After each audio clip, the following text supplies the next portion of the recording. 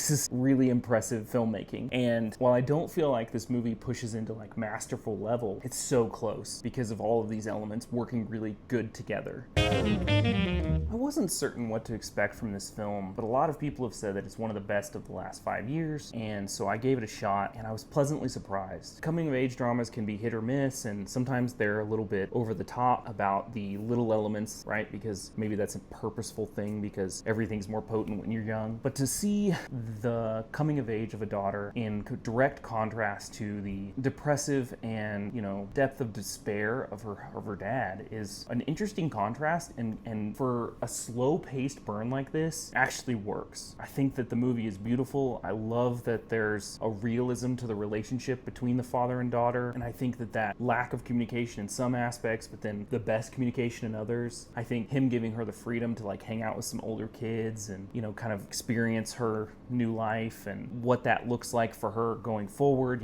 with acceptance of who she is and all of that, I think is really powerful and really well done. I'd like to give credit to the cinematography because there's this language that's presented with how the camera pans really, really, really slowly. It almost creates a sense of dread, but without overdoing it. So there's like almost this unease. And you start to realize over the course of the film that it's really his inner emotional torment that's pushing that along. And so to use the camera and the, the color palette that's very pastel and very bright in contrast to an inside darkness, like this works really well. This is really impressive filmmaking. And while I don't feel like this movie pushes into like masterful level, it's so close because of all of these elements working really good together. I think that there's also the acting is at a high level and there's a lot to be said without saying anything, and you got to give that its own credence as well. But to take it to that next level, I'm not sure what's missing, and I'd be interested what you guys think. Do you think there's something missing from this film? But I definitely think this should be considered one of the top films of the last 5 years. Paul Mescal is a great actor.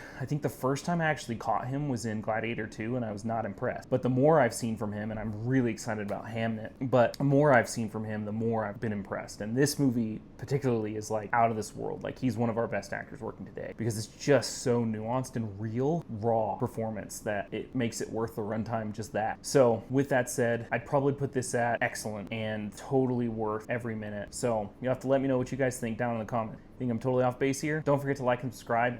Thanks for watching.